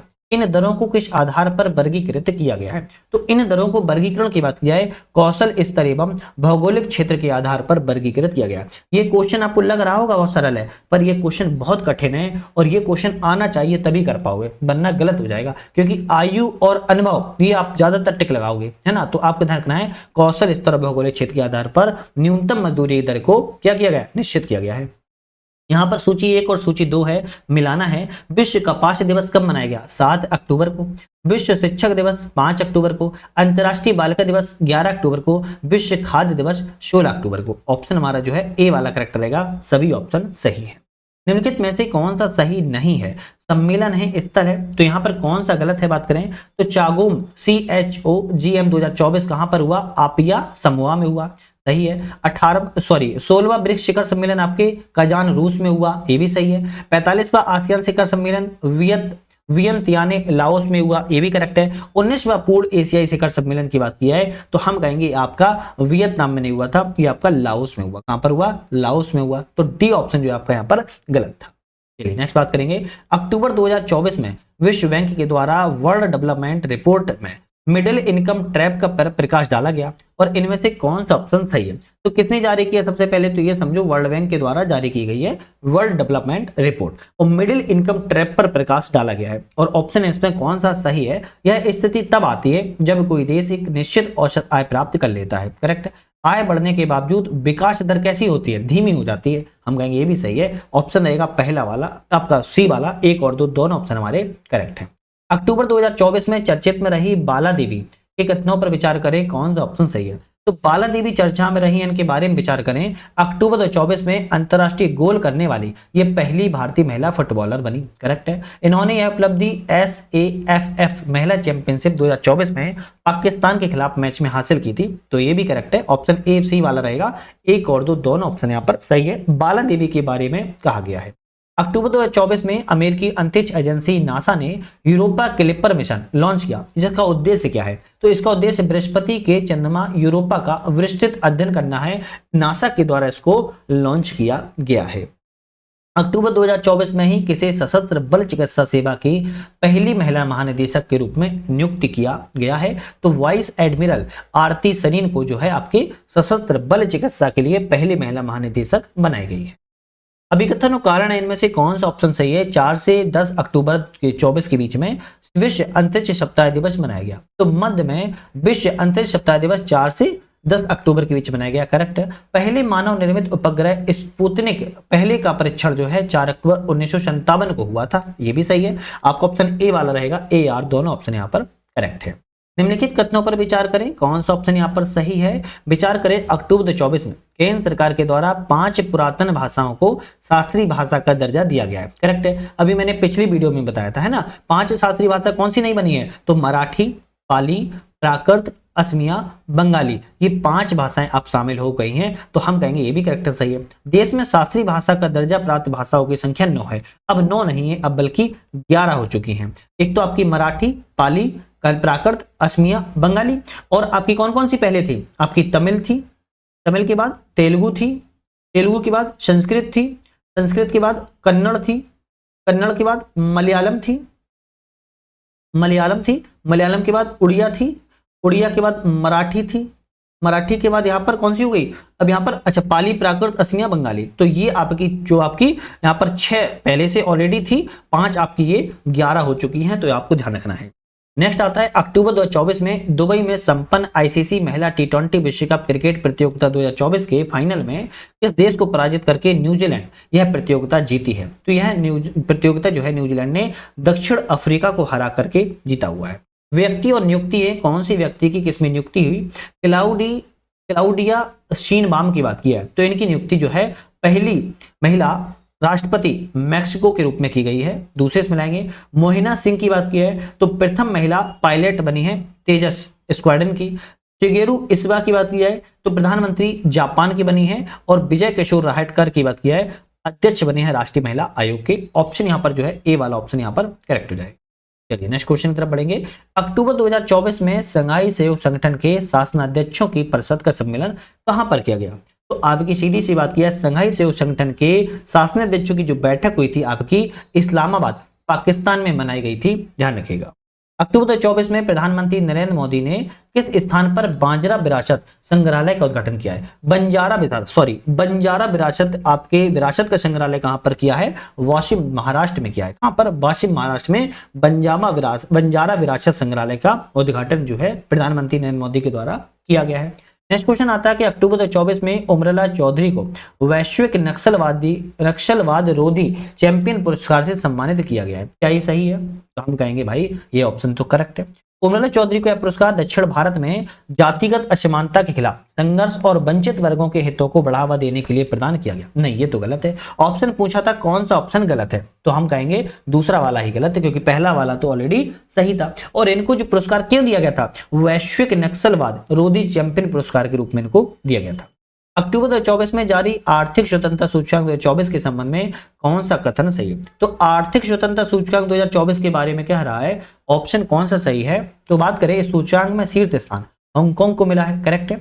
भारत इस स्थान में 84वें स्थान पर, तो ये भी करेक्ट है। ऑप्शन सी वाला रहेगा, 1 और 2 दोनों ऑप्शन करेक्ट है। सिम्बैक्स 2024 के संबंध पर विचार करें, कौन सा ऑप्शन सही है। सिम्बैक्स 2024 के बारे में भारत और सिंगापुर के मध्य में होने वाला वार्षिक द्विपक्षीय वायु सैन्याभ्यास है। तो सिम्बैक्स की बात यह है, तो यह भारत और सिंगापुर के बीच में तो होता है, वार्षिक द्विपक्षीय भी होता है, तो वायु सेनाध्यक्ष नहीं है बल्कि यह नौसेना अभ्यास है। कैसा है, नौसेना अभ्यास है। तो पहला वाला गलत। इसका आयोजन पोखरण राजस्थान में किया गया, तो इसका आयोजन जो है विशाखापत्तनम आंध्र प्रदेश में किया गया। कहां पर, विशाखापत्तनम आपके आंध्र प्रदेश में किया गया है। तो ऑप्शन दूसरा वाला भी गलत है, ना तो पहला सही ना तो दूसरा सही, डी वाला हो जाएगा। स्वावलंबन 2024 के संबंध में कौन सा ऑप्शन सही है। स्वावलंबन 2024 के बारे में यहाँ पर कौन सा ऑप्शन करेक्ट है, तो हम कहेंगे भारतीय नौसेना की समुद्री नवाचार स्वदेशीकरण संगोष्ठी के रूप में स्वावलंबन 2024 को जाना जाता है। अक्टूबर 2024 में इस भारतीय बंदरगाह प्राधिकरण को पर्यावरण जहाज सूचकांक प्लेटफॉर्म पर प्रोत्साहन प्रदाता के रूप में वैश्विक मान्यता मिली हुई है। तो हम कहेंगे मुरगांव आपके बंदरगाह प्राधिकरण, मुरगांव बंदरगाह प्राधिकरण को आपके वैश्विक रूप से मान्यता को मिल चुकी है, ध्यान रखिएगा। ठीक है, यहाँ पर आता है अक्टूबर 24 में वैश्विक बहुआमी गरीबी सूचकांक कौन सी है, वैश्विक बहुआमी गरीबी सूचकांक में कौन सा ऑप्शन सत्य है। तो बात करें रिपोर्ट अंतर्राष्ट्रीय मुद्रा कोष के द्वारा जारी की जाती है, तो गलत हो जाएगा। यह रिपोर्ट जो है यूएनडीपी, कौन है, यूएनडीपी के द्वारा जारी की जाती है, तो गलत हो गया। यह रिपोर्ट के अनुसार वैश्विक ग्रामीण आबादी को 28% गरीब है, शहरी आबादी 6.6% गरीब है। तो हम कहेंगे बिल्कुल करेक्ट बताई गई है। ऑप्शन केवल दूसरा वाला सही है, पहला वाला यूएनडीपी के द्वारा जारी की जाती है। अक्टूबर 2024 में किन्हें 54वां Dada Saheb Phalke life time achievement पुरस्कार 2022 प्रदान किया गया था। तो 2022 का मिला है 2024 में 54वां Dada Saheb Phalke life time achievement पुरस्कार, और व्यक्ति हैं मिथुन चक्रवर्ती। कौन, मिथुन चक्रवर्ती को मिला हुआ है। निम्नलिखित में से कौन सा सही नहीं है, इनमें से बात करें कौन सा सही है, कौन सा सही है बात करें तो 11वां Asia clean energy summit Singapore में हुआ, करेक्ट है। 17वां शहरी मोबिलिटी भारत सम्मेलन एक्सपो 2024 गांधीनगर में हुआ, ये भी करेक्ट है। द्वितीय चाणक्य रक्षा वार्ता नई दिल्ली में हुआ, ये भी करेक्ट है। ऑप्शन डी रहेगा, सभी ऑप्शन यहाँ पर करेक्ट है। अब देखो बहुत सारे लोग ना हिस्ट्री के क्वेश्चन यहाँ पर जो लग रहे थे वो देख के ही वीडियो को छोड़ के चले गए होंगे, लेकिन ध्यान रखना है करंट अफेयर्स के क्वेश्चन अगर पूरे ईयरली करंट अफेयर्स आपका कवर होगा तो इसी टेस्ट सीरीज के माध्यम से कवर होगा। एक वीडियो को हम भी चलाते हैं, एक वीडियो को ईयरली देख लेना, करंट अफेयर याद नहीं होता है। इन्हीं वीडियो को बार बार रिपीट देखना, आपको करंट अफेयर्स क्या पूरा चीज याद हो जाती है। तो बहुत सारे लोग छोड़ के चले जाते हैं, बाद में देख लेंगे, तो बाद में कभी कोई नहीं देख पाता है, याद रखना। तो ये आप लोग गलती नहीं करना है जितने लोग देख रहे हो। अक्टूबर 2024 में जारी वैश्विक भुखमरी सूचकांक 2024 में कौन सा ऑप्शन सही है? तो वैश्विक भुखमरी सूचकांक 2024 में कह रहा है कौन सा ऑप्शन? भारत इस सूचकांक में 105 स्थान पर करेक्ट है। बेलारूस इस सूचकांक में प्रथम स्थान पर, ये भी सही है। तो ऑप्शन रहेगा 1 और 2 दोनों ऑप्शन हमारे सही है, सी वाला। अक्टूबर 2024 में किस एक को रसायन विज्ञान का नोबेल पुरस्कार 2024 से सम्मानित नहीं किया गया? तो मतलब 3 व्यक्ति किए गए, एक नहीं किए गए। कौन नहीं किए गए? डेविड बेकर, यही व्यक्ति आपके सम्मानित नहीं किए गए, जबकि जॉन एम जम्पर किए गए हैं, डेविस हसाबिस भी किए गए हैं, जेफरी ई हंटन भी किए गए हैं। चलिए आज का हमारा अंतिम क्वेश्चन, अक्टूबर 2024 में किस राज्य ने लेखक गांव नामक सांस्कृतिक पहल की शुरू की है? लेखक गांव नामक सांस्कृतिक पहल की शुरुआत जो है उत्तराखंड राज्य के द्वारा की गई। कौन से? उत्तराखंड राज्य के द्वारा की गई है, और यह देहरादून के निकट है, थानो, वहां से की गई है। तो आपको यहाँ पर हमने 150 क्वेश्चनों को कवर करवा दिया है। ये दूसरी आपकी टेस्ट सीरीज थी, देख कर टेस्ट नंबर 2 था, कंप्लीट हो चुका है। अब हमारा टेस्ट नंबर 3 लगेगा, और ध्यान रखना है हम आपको दृष्टि की भी लगवा रहे हैं, और यहां पर आपकी ध्येय की भी लगवा रहे हैं। बाकी टेस्ट आपकी मेक आईएएस की पारुल मैम और जीएस वर्ल्ड की सपना मैम लगवा रही हैं, इनकी भी टेस्ट आती है। एक दिन में 4 टेस्ट आती है। आई थिंक आप लोग सारी टेस्ट कवर कर रहे होंगे। इस चैनल पर आप लोगों को यूपीपीएससी से संबंधित कहीं भी चैनल पर नहीं जाना पड़ेगा, सारा चीजें आपको एक ही जगह पर मिल जाएगी। तो आपको चिंता नहीं करनी है, चिंता हम पर छोड़ देनी है। बाकी हमारे ऐप को डाउनलोड करके आप लोग मल्टीपल जो कोर्सेज चल रहे हैं उनको भी ज्वाइन कर सकते हो। बाकी कोई समस्या हो, कोई समाधान हो, आप मैं कमेंट करके या फिर हमारे कॉन्टैक्ट नंबर पर हमसे कॉन्टैक्ट भी कर सकते हो। आज यहाँ पर वीडियो पर बने रहने के आप सभी का बहुत बहुत धन्यवाद।